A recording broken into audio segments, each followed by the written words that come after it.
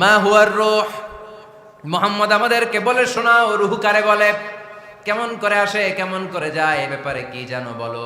2 number প্রশ্ন, মান হুম আসহাবুল কাহাফ, আসহাবে কাহাফ সম্পর্কে কি জানো। 3 নাম্বার প্রশ্ন, মান হুয়া যুলকারনাইন, যুলকারনাইন বাদশা সম্পর্কে কি জানো। আল্লাহর হাবিব সাল্লাল্লাহু আলাইহি ওয়াসাল্লাম বললেন গাদান উজিবুকুম, আগামীকাল বলে দেব। কি বললেন? সবাই বলেন উত্তরে কি বললেন? আগামীকাল বলে দেব। তো আগামীকাল সবাই এসে হাজির। বলো, 3টা প্রশ্ন রেখেছিলাম গতকাল, উত্তর বলো। আল্লাহর হাবিব সাল্লাল্লাহু আলাইহি ওয়াসাল্লাম বলতে পারলেন না, কারণ ওহী আসেনি। তিনি ছিলেন ওহী নির্ভর, ডিপেন্ডেন্ট অন ওয়াহি, dependent on revelation, guided by the ওয়াহি। তিনি এর পরের দিনে বললেন গাদান উজিবুকুম, আগামীকাল বলবো। এর পরের দিনে এরা এসে হাজির, উত্তর নাই। আল্লাহর হাবিব সাল্লাল্লাহু আলাইহি ওয়াসাল্লাম আবারও বললেন গাদান উজিবুকুম, আগামীকাল বলবো। এরপরের দিনে এরা এসে হাজির। এরকম 1 দিন 2 দিন 3 দিন নয়, টানা 15 দিন আল্লাহর হাবিব সাল্লাল্লাহু আলাইহি ওয়াসাল্লামের প্রশ্নগুলোর উত্তর করতে পারেন নাই।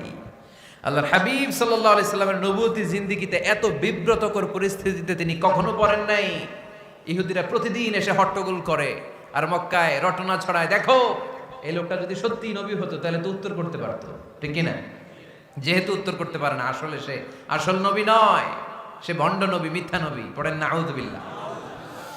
15 দিন পর আল্লাহ আয়াত নাযিল করলেন, ওয়ালা তাকুলান্না লিশাইইন ইন্নী ফাইলুন যালিকা গাদা ইল্লা আইয়াশা আল্লাহ। ও নবী, ভবিষ্যতের ব্যাপারে সামনে থেকে যখন আপনি ওয়াদা দিবেন, ওয়াদা দেওয়ার সময় ইনশাআল্লাহ শব্দটা মিলিয়ে দিবেন। সুবহানাল্লাহ পড়েন। আল্লাহর হাবিব সাল্লাল্লাহু আলাইহি সাল্লামকে শিখানোর মধ্য দিয়ে গোটা উম্মাহকে আল্লাহ শিখাই দিলেন যে ভবিষ্যতের কমিটমেন্ট যখন দিব, প্রমিস যখন দিব, প্রমিস দেওয়ার সময় কি বলবো? কি বলবো? আল্লাহর হাবিব সাল্লাল্লাহু আলাইহি সাল্লাম ইনশাআল্লাহ বলতে ভুলে গিয়েছিলেন। এজন্য 15 দিন টানা 15 দিন ওহী আসে নাই। আল্লাহর হাবিব সাল্লাল্লাহু আলাইহি সাল্লাম একবার মসজিদে নববীতে ঢুকলেন, ঢুকে দেখলেন সাহাবারা কথা বলছে। এক সাহাবী বললেন, আমার কাছে তো সবচেয়ে অবাক লাগে যে আল্লাহ তাআলা সর্বপ্রথম যে মানুষকে বানালেন ওনার নাম কি?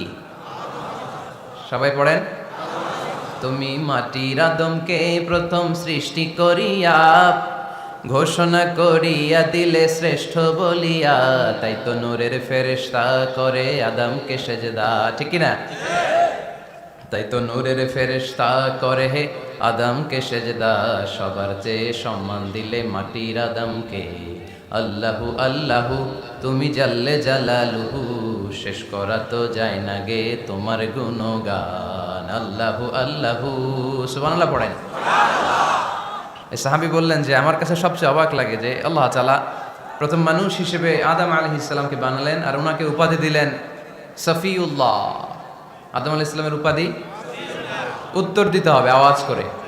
আদম আলাইহিস সালামের উপাধি কি ছিল?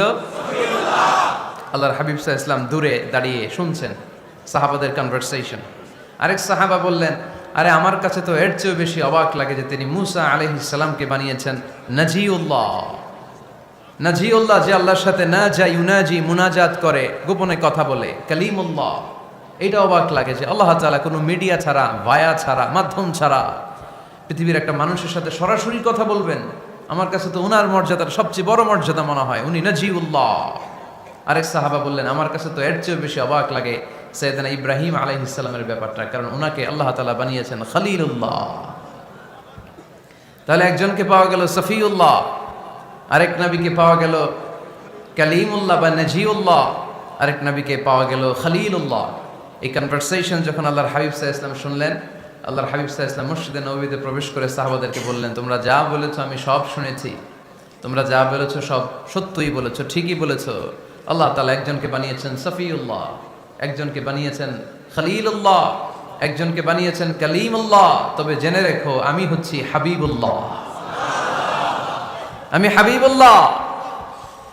The higher status, the higher peak of the status, সবচেয়ে উঁচু স্ট্যাটাস হচ্ছে আমার। খলিলুল্লাহ মানে আল্লাহর বন্ধু, হাবিবুল্লাহ মানে হচ্ছে আল্লাহর বন্ধু।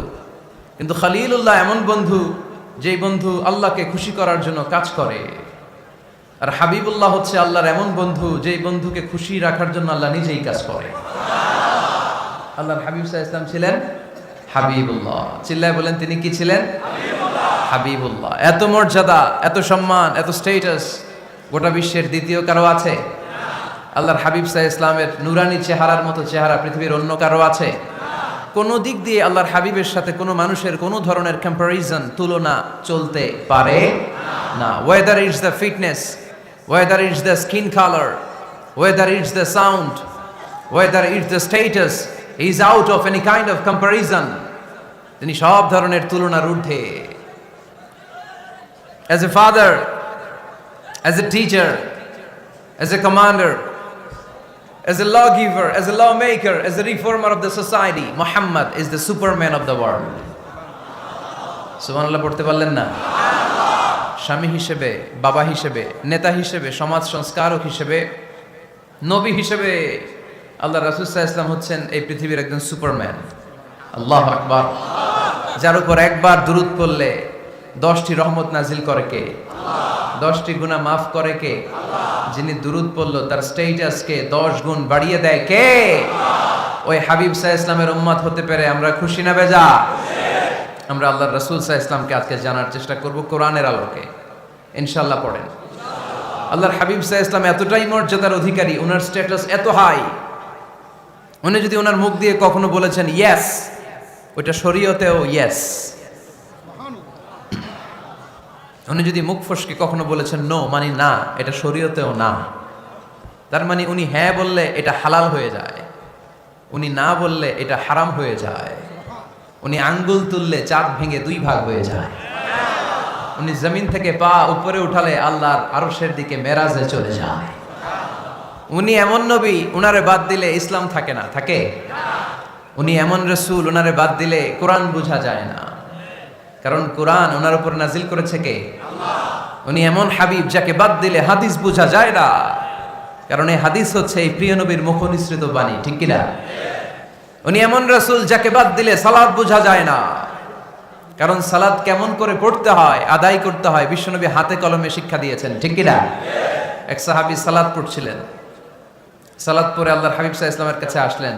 আল্লাহ রাসূল বললেন সাল্লি ফা ইন্নাকা লাম তুসাল্লি, রিপিট ইউর সালাহ because you didn't offer your সালাহ ইন এ কারেক্ট ওয়ে। আবার নামাজ পড়া হয় নাই।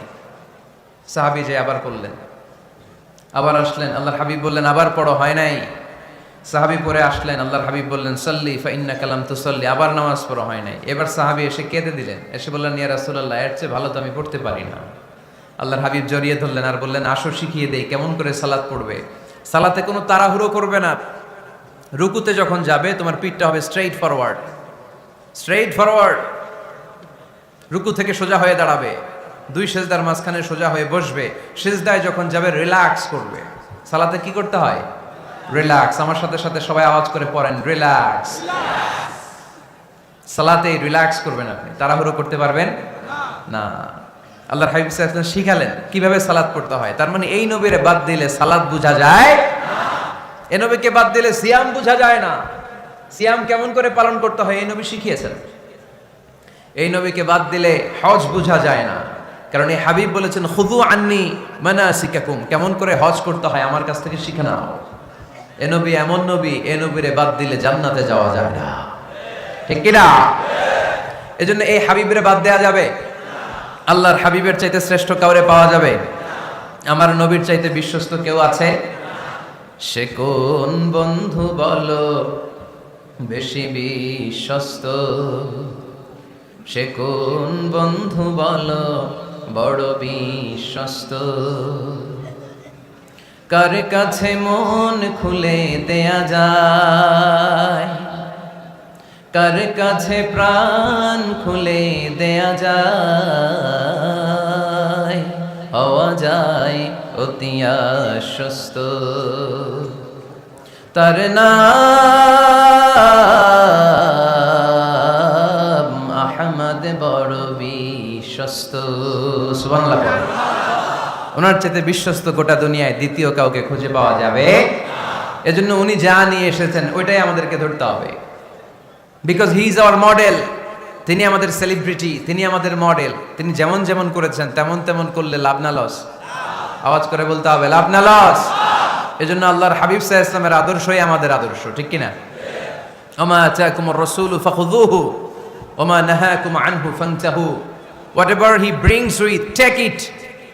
whatever he forbids, abstain from it. তিনি যা নিয়ে এসেছেন ধরো,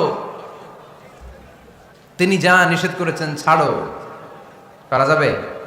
আমি প্রশ্ন করি, উত্তর দেন। তিনি যা নিয়ে এসেছেন ধরো। আওয়াজ করে বলবেন, তিনি যা নিয়ে এসেছেন, তিনি যা নিষেধ করেছেন, এতেই কল্যাণ, দুনিয়াতেও কল্যাণ, আখিরাতেও কল্যাণ। ঠিক কিনা? যা নিয়ে এসেছেন এতে বারাকাত, যা নিয়ে এসেছেন এতে কল্যাণ, যা নিয়ে এসেছেন এতে রাহমা। যেটাই নিষেধ করেছেন ওটার মধ্যে গজব। ঠিক কিনা? যেটাই নিষেধ করেছেন ওটার মধ্যে ক্ষতি, যা তিনি বারণ করেছেন ওইটাতে লস। আমরা লসের খাতায় নাম তুলতে চাই না। এজন্য আল্লাহর হাবিব সাল্লাল্লাহু আলাইহি ওয়াসাল্লাম যা নিয়ে এসেছেন আমরা সেটাই ধরব, যা থেকে তিনি বারণ করেছেন ওটা ছাড়বো। আমাদের মডেল হচ্ছে নবীরা। ঠিক কিনা? নায়ক নায়িকা, গায়ক গায়িকা, ক্রিকেটার, বিজনেস ম্যাগনেট, এরা আমাদের মডেল নয়। আমাদের মডেল হচ্ছে বিশ্বনবী মুহাম্মদ সাল্লাল্লাহু আলাইহি ওয়াসাল্লাম। ইউরোপে বর্তমান